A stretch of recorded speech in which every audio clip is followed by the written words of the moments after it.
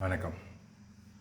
இப்போ இந்த விஜய்க்கு வந்து ஒரு 10 சீட்டுக்கு மேலே குறைவாக இருக்கிறது தெரிஞ்சு போச்சு. இப்போ வந்து ஆளுநர் அழைக்க கூப்பிடுவாரா கூப்பிட மாட்டாரா அப்படின்ற பிரச்சனையெல்லாம் இருக்குது. சரி கூப்பிட்டாரு.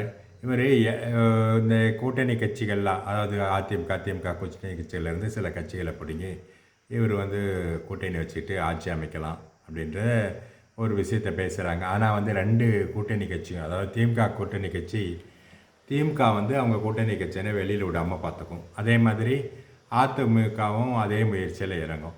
சரி, இப்போ அது 3வது சாய்ஸாக வச்சுக்கலாம். முதல்ல வந்து ஒரு திமுக ஆதரவோட ஒரு ஆட்சி அமைச்சா என்ன நடக்கும்?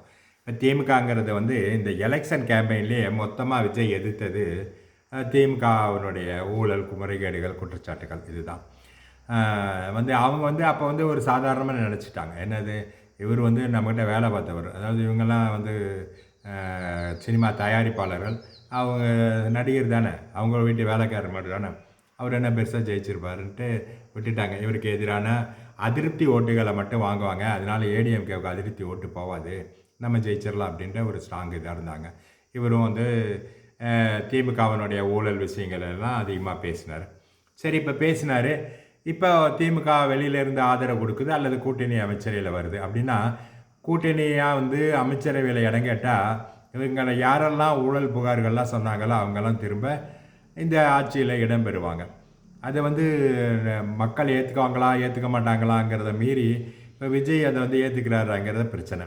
மக்கள் கண்டிப்பாக வெறுப்படை தான் செய்வாங்க. ஏன்னா யாருக்கு எதிராக வாக்களித்தார்களோ அவர்கள் ஆதரவோடோ அல்லது அவர்களை அமைச்சரவையில் சேர்த்து கொண்டோ ஆட்சி அமைக்கிறது வந்து விரும்பத்தகாத ஒன்றுன்னு நினைப்பாங்களா, இல்லை இது சந்தர்ப்பம், விஜய் இதை பயன்படுத்தி எப்படியாவது ஆட்சியை தக்க வச்சுக்கலாம் அப்படின்னு நினைக்கிறாங்களா தெரியாது. சரி, அப்படி தக்க வச்சுக்கிறாரு, பயன்படுத்திக்கிறாரு அப்படின்னா, இப்போது இந்த 5 வருஷமாக பார்த்தீங்கன்னா திமுக அமைச்சர்கள், முன்னாள் அமைச்சர்கள், இவர்கள் மேலே இப்போ நேரு, ஈவாவேலு, துரைமுருகன், பொன்முடி, பெரியசாமி, இப்படி இன்னும் கொஞ்சம் இல்லை, எல்லாருமே கிட்டத்தட்ட வந்து எல்லார் மேலேயும் மிகப்பெரிய ஊழல் குற்றச்சாட்டுகள் இருக்குது. சிபிஐ விசாரணையிலேருந்து ஹைகோர்ட்டு, சுப்ரீம் கோர்ட்டு, இப்படி நடவடிக்கையிலேருந்து நிறைய இருக்குது. இப்போ கேஎன்ஆர் மேலே கூட கோர்ட்டு எஃப்ஐஆர் போட சொல்லி உத்தரவெல்லாம் போட்டிருக்குது. இப்போ இதெல்லாம் இவரால் நிறைவேற்ற முடியுமா? இப்போ ஒரு கூட்டணி அல்லது அவங்க தயவில் இருக்கிற ஒரு ஆட்சியால் அந்த ஊழலுக்கு எதிரான நடவடிக்கை எடுக்க முடியுமா? சரி, அவங்க தயவிலோடு இருக்கும்போது ஒன்று அவங்களுக்கு எதிரான பழைய ஊழல், முறைகேடுகள், வழக்குகள், இதெல்லாம் வந்து இவங்களால் எதையும் செய்ய முடியாத ஒரு நிர்பந்தம் இருக்கும். அதுக்கு ஒத்துக்கிட்டால் தான் கிட்டத்தட்ட வந்து இவங்க கூட்டணிக்கு ஆதரவு தருவாங்க. சரி, அடுத்த விஷயம் என்னது? இனிமேல் நடக்கப்போகுதுங்கிறதுக்கு எந்தவித உத்தரவாதம் இல்லை. ஏன்னா விஜய் கட்சியில் இருக்கிறவங்கெல்லாம் அனுபவம் இல்லாத புதியவர்கள். நிறைய பேர் வந்து ஒரு அரசியல் அனுபவமே இப்போ இல்லாமல் ஏதோ ரசிகர் மன்றத்தில் இருந்து வந்தவங்கெல்லாம் இருக்கிறாங்க. இவங்கெல்லாம் போய் ஒவ்வொரு மாவட்டத்திலையும் ஒரு குறுநில மன்னர் மாதிரி திமுக காரங்க இருக்கிறாங்க, திமுக அமைச்சர்கள் இருக்காங்க.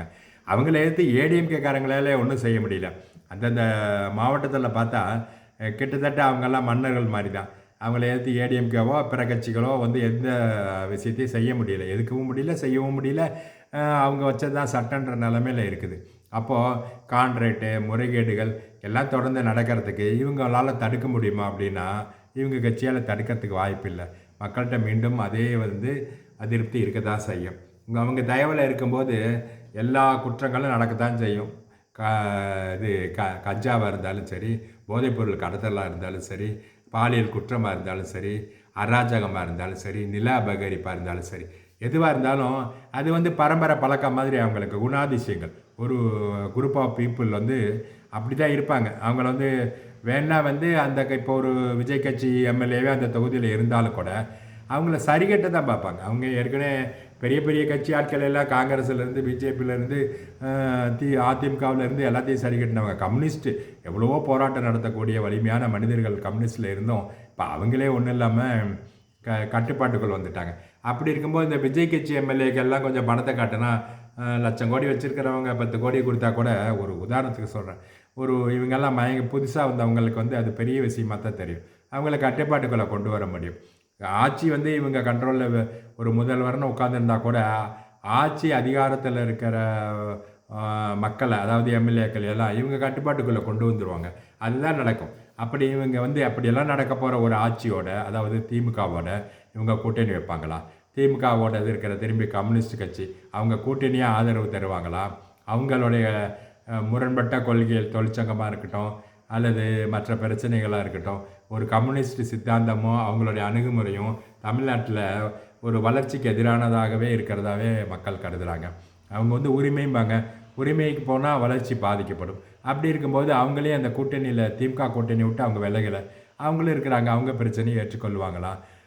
இந்த விடுதலை சிறுத்தைகள் கட்சி அவங்க வந்து அவங்கள ஒரு ஒரு வித்தியாசமாக அணுகுமுறை இருக்கிறதா மக்கள் நினைக்கிறாங்க.